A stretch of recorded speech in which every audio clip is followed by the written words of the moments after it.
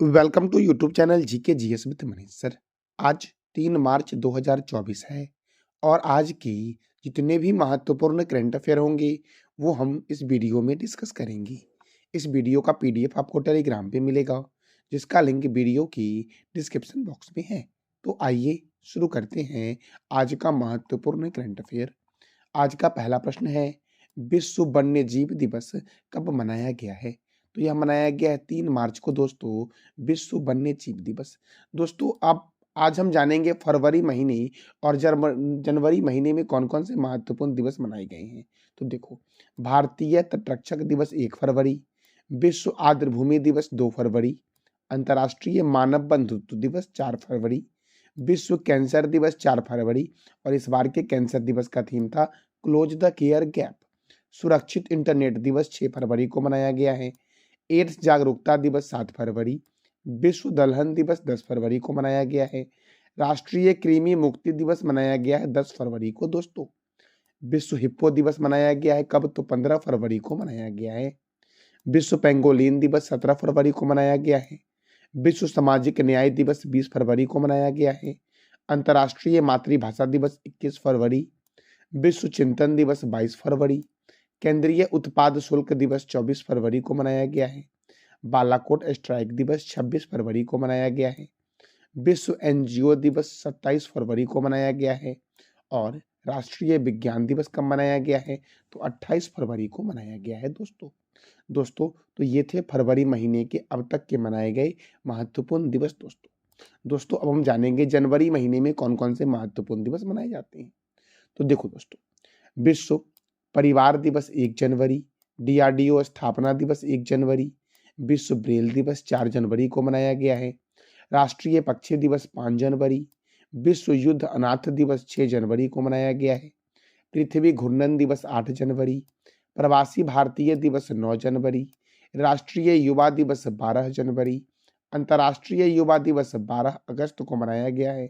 सेना दिवस कब मनाया गया है? तो 15 जनवरी को, जबकि नौसेना दिवस 4 दिसंबर को मनाया जाता है और वायुसेना दिवस 8 अक्टूबर को मनाया जाता है दोस्तों राष्ट्रीय स्टार्टअप दिवस कब मनाया गया है? तो 16 जनवरी को मनाया गया है। पेंगुइन जागरूकता दिवस 20 जनवरी, पराक्रम दिवस 23 जनवरी, अंतर्राष्ट्रीय शिक्षा दिवस 24 जनवरी, राष्ट्रीय बालिका दिवस 24 जनवरी, राष्ट्रीय मतदाता दिवस 25 जनवरी को मनाया गया है। राष्ट्रीय पर्यटन दिवस मनाया गया है 25 जनवरी को। अंतर्राष्ट्रीय सीमा शुल्क दिवस 26 जनवरी, अंतर्राष्ट्रीय स्वच्छ ऊर्जा दिवस 26 जनवरी को मनाया गया है। नेशनल जियोग्राफी दिवस मनाया गया 27 जनवरी को। इंडियन न्यूज़पेपर डे 29 जनवरी को मनाया गया है और अंतर्राष्ट्रीय जेब्रा दिवस 31 जनवरी को मनाया गया है दोस्तों। तो ये थे जनवरी महीने के इंपॉर्टेंट डे दोस्तों। तो मैंने आज आपको जनवरी और फरवरी महीने का इंपॉर्टेंट डे बताया है। अगला प्रश्न हमारा है दोस्तों, हाल ही में प्रधानमंत्री नरेंद्र मोदी ने 7,200 करोड़ रुपए की परियोजनाओं का उद्घाटन किस राज्य में किया है? तो प्रधानमंत्री नरेंद्र मोदी ने पश्चिम बंगाल में दोस्तों 7,200 करोड़ परियोजनाओं का उद्घाटन किया है दोस्तों। अब देखो, अब इस परियोजना में साथियों क्या क्या परियोजनाएं आएगी इस रुपये में? तो देखो, हुगली के आराम बाग में रेल और बंदरगाह, तेल पाइपलाइन और एलपीजी और अवशिष्ट जल उपचार के लिए 7,200 करोड़ रुपए की परियोजनाओं की उद्घाटन जो की गई है वो प्रधानमंत्री नरेंद्र मोदी जी के द्वारा किया गया है। इसमें देखो दोस्तों, इंडियन ऑयल की Haldia Barauni crude oil line oil pipe बिछाई जाएगी। श्यामा प्रसाद मुखर्जी बंदरगाह कोलकाता में बुनियादी ढांचों को मजबूत करना साथियों ये भी शामिल है और झारग्राम सलगाजी ग्राम को जोड़ने वाली 90 किलोमीटर लंबी रेलवे लाइन का उद्घाटन किया गया है। विद्यासागर औद्योगिक पार्क खड़गपुर में इंडियन ऑयल का एलपीजी ब्लॉटिंग प्लांट लगाया जाएगा दोस्तों। तो 7,200 करोड़ रुपए के साथियों ये सब भिन्न भिन्न योजनाओं में खर्च किए जाएंगे दोस्तों। तो देखो दोस्तों, अब यह पश्चिम बंगाल में किया गया है। तो देखो, पश्चिम बंगाल में है बुक्सा राष्ट्रीय उद्यान, नोरा घाटी राष्ट्रीय उद्यान, सिंगलीला राष्ट्रीय उद्यान, सुंदरबन राष्ट्रीय उद्यान, चिंतामणिकर पक्षी अभ्यारण्य, महानंदा वन्यजीव अभ्यारण्य किस राज्य में है? तो पश्चिम बंगाल में है। लोथियन द्वीप वन्यजीव अभ्यारण्य पश्चिम बंगाल में है दोस्तों। दोस्तों देखो, नेताजी सुभाष चंद्र बोस अंतर्राष्ट्रीय हवाई अड्डा कोलकाता में है। पूर्व रेलवे का मुख्यालय कहाँ है? तो कोलकाता में है। केंद्रीय कांच तथा मृत्तिका अनुसंधान संस्थान कोलकाता में है। भारतीय रासायनिक जैविक संस्थान कोलकाता में है। भारतीय पुरातत्व सर्वेक्षण विभाग का हेडक्वार्टर कहाँ है? तो कोलकाता में है दोस्तों। दोस्तों, केंद्रीय जूट प्रौद्योगिकी अनुसंधान संस्थान कहाँ है? कोलकाता में। ईडन गार्डन स्टेडियम कोलकाता में है। युवा भारतीय स्टेडियम या सॉल्ट लेक स्टेडियम कहाँ है? तो कोलकाता में है दोस्तों। दोस्तों, नेताजी स्टेडियम कहाँ है? कोलकाता में। डायमंड हार्बर, महलों का शहर और भारत का टॉलीवुड के नाम से जानते हैं कोलकाता को दोस्तों। दोस्तों, कोलकाता कौन से रिवर के किनारे है? ये बताना है कमेंट बॉक्स में आपको। अगला प्रश्न हमारा है, हाल ही में भारत और किस देश के बीच समुद्र लक्ष्मण अभ्यास का आयोजन होगा? तो भारत और मलेशिया के बीच साथियों यह अभ्यास हो रहा है और यह विशाखापट्टनम में हो रहा है। इसका आयोजन विशाखापट्टनम के तट पर 28 फरवरी से 2 मार्च तक दोस्तों होगा। अब मलेशिया में के साथ साथियों हो रहा है, तो मलेशिया की राजधानी है कुआलालंपुर। मलेशिया के प्रधानमंत्री कौन है? अनवर इब्राहिम। और मलेशिया की करेंसी क्या है? मलेशियन रिंगिट है मलेशिया की करेंसी दोस्तों। दोस्तों, अगला प्रश्न हमारा है, हाल ही में किस राज्य के पूर्व राज्यपाल अजीज कुरैशी का 83 वर्ष की अवस्था में निधन हुआ है? तो उत्तर प्रदेश के राज्यपाल थे अजीज कुरैशी दोस्तों। इनका हाल ही में 83 वर्ष की अवस्था में निधन हो गया है दोस्तों। अब देखो, यह उत्तर प्रदेश, उत्तराखंड और मिजोरम के राज्यपाल थे कुरैशी, जिनका 83 वर्ष की अवस्था में निधन हो गया है। अजीज कुरैशी का जन्म 24 अप्रैल 1940 को भोपाल में हुआ था और भोपाल साथियों मध्य प्रदेश का शहर है। भोपाल में है भोजताल झील। दोस्तों, भोपाल में एक अंतर्राष्ट्रीय हवाई अड्डा है। ये बताना है कमेंट बॉक्स में आपको दोस्तों। दोस्तों, अब जानेंगे उत्तर प्रदेश के बारे में। तो देखो, उत्तर प्रदेश का आगरा, मथुरा जो है ये यमुना नदी के किनारे है। कानपुर, वाराणसी गंगा नदी के किनारे है दोस्तों। लखनऊ है गोमती नदी के किनारे। गोरखपुर है राप्ती नदी के किनारे। तो आपको बताना है कमेंट बॉक्स में कि उत्तर प्रदेश का अयोध्या कौन से नदी के किनारे है? उत्तर प्रदेश में ही कन्नौज शहर है दोस्तों, ये गंगा नदी के किनारे है। उत्तर प्रदेश के आगरा को बोलते हैं पेठा नगरी दोस्तों। राष्ट्रीय राजमार्गों का चौराहा कानपुर को कहा गया है। नवाबों का शहर लखनऊ को कहा गया है। उत्तर भारत का मैनचेस्टर कानपुर को कहा गया है। ध्यानचंद्र स्टेडियम कहाँ है? तो लखनऊ में है ध्यानचंद्र स्टेडियम दोस्तों। दोस्तों, ग्रीन पार्क स्टेडियम कहाँ है? कानपुर में। चौधरी चरण सिंह अंतर्राष्ट्रीय हवाई अड्डा कहाँ है? तो लखनऊ में है चौधरी चरण सिंह अंतर्राष्ट्रीय हवाई अड्डा। लाल बहादुर शास्त्री अंतर्राष्ट्रीय हवाई अड्डा वाराणसी में है। उत्तर प्रदेश शिवालिक पर्वत श्रृंखला से घिरा हुआ है और रासलीला जो है ये उत्तर प्रदेश का मुख्य लोक नृत्य है दोस्तों। दोस्तों, अगला प्रश्न हमारा है, हाल ही में कहाँ 4 दिवसीय तबी महोत्सव का आयोजन होगा? तो जम्मू कश्मीर में दोस्तों 4 दिवसीय तबी महोत्सव का आयोजन होगा और इस महोत्सव का उद्देश्य है स्थानीय कारीगरों के कौशल और रचनात्मक को उजागर करना। इस तबी महोत्सव का उद्देश्य है जो होगा जम्मू कश्मीर में दोस्तों। तो जम्मू कश्मीर के उपराज्यपाल कौन है? ये बताना है आपको कमेंट बॉक्स में दोस्तों। जम्मू कश्मीर में तुलबुल परियोजना है जो झेलम नदी पर बना है। पालक दुल जल विद्युत परियोजना मारूसुदर नदी पर जम्मू कश्मीर में है। दुलहस्ती परियोजना, बगलिहार परियोजना और सतलज परियोजना चिनाब नदी पर जम्मू कश्मीर में है। डल झील, बूरल झील, बैरीनाग झील, मानस बल झील, शेषनाग झील, अनंतनाग झील और नागिन झील किस शहर में है? साथियों, किस यूनियन टेरिटरी में है? तो जम्मू कश्मीर में है दोस्तों। मीठे पानी की सबसे बड़ी झील है बुलर झील जो जम्मू कश्मीर में है। साथियों, खारे पानी की सबसे बड़ी झील जो है वो चिल्का झील है। ये कहाँ पर है? तो ओडिशा में। काराकोरम दर्रा, जोजिला दर्रा, पीर पंजाल दर्रा, बनिहाल दर्रा, बुर्जिला दर्रा जम्मू कश्मीर में है। डांची ग्राम अभ्यारण्य जम्मू कश्मीर में है और किश्तवाड़ राष्ट्रीय उद्यान कहाँ है? तो जम्मू कश्मीर में दोस्तों। काराकोरम दर्रा दोस्तों अब लद्दाख में चला गया है।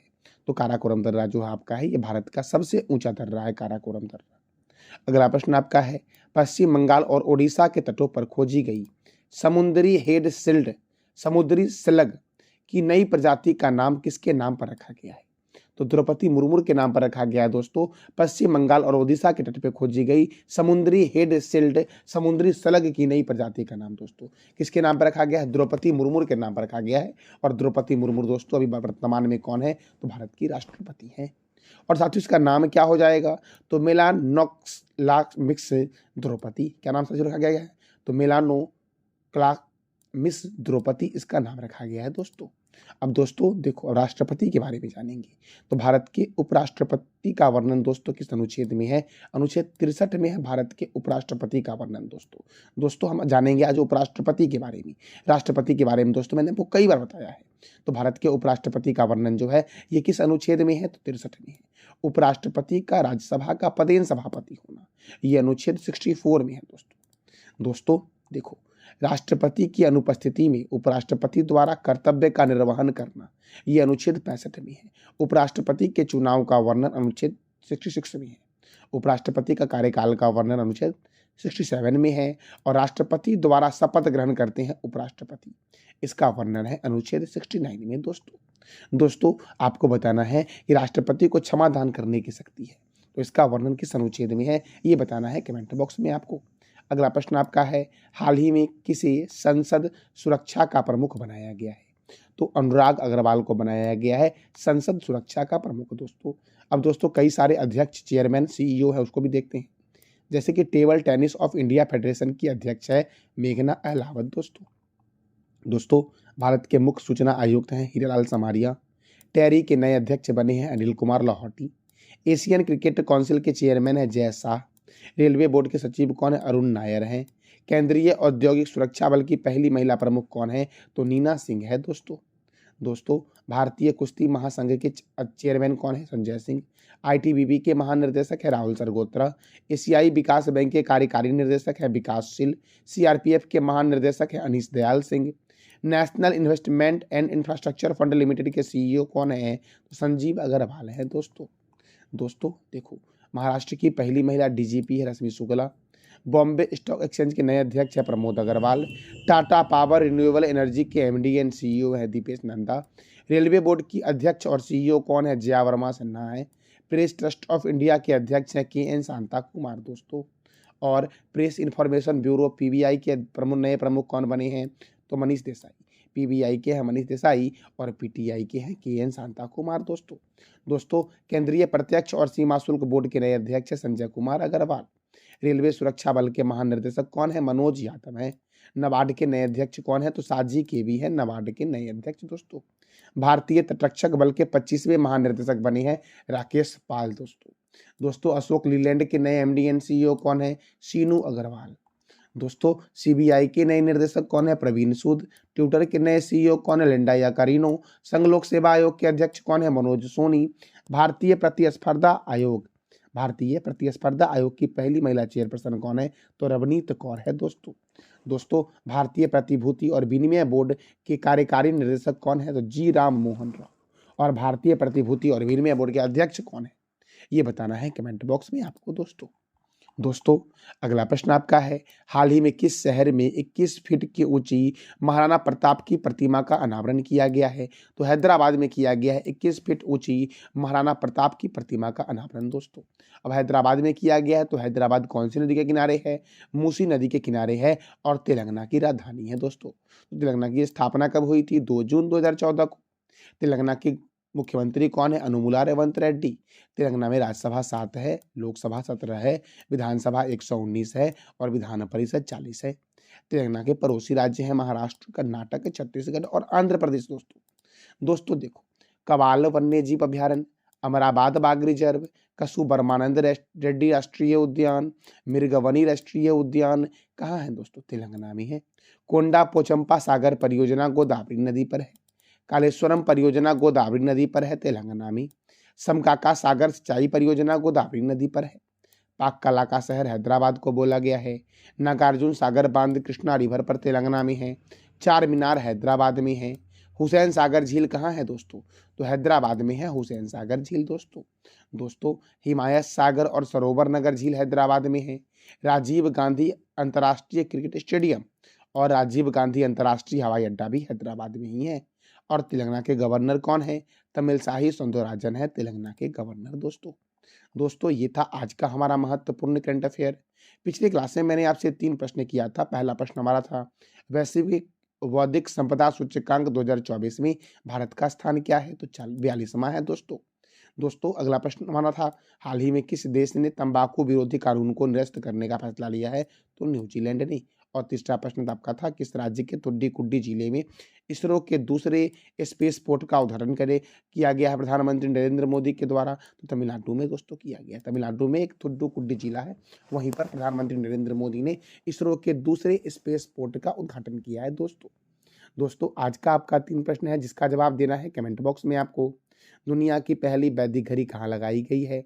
दूसरा प्रश्न आपका है, दुनिया की तीसरी सबसे बड़ी मस्जिद जामा अल जजौर का उद्घाटन कहाँ किया गया है? और तीसरा प्रश्न आपका है, किस राज्य सरकार ने शहरी समृद्धि उत्सव की शुरुआत की है? तो इस तीनों प्रश्न का जवाब देना है कमेंट बॉक्स में आपको। ये था आज का हमारा महत्वपूर्ण करंट अफेयर। जानकारी अच्छी लगी तो चैनल को लाइक करें, शेयर करें और सब्सक्राइब करें।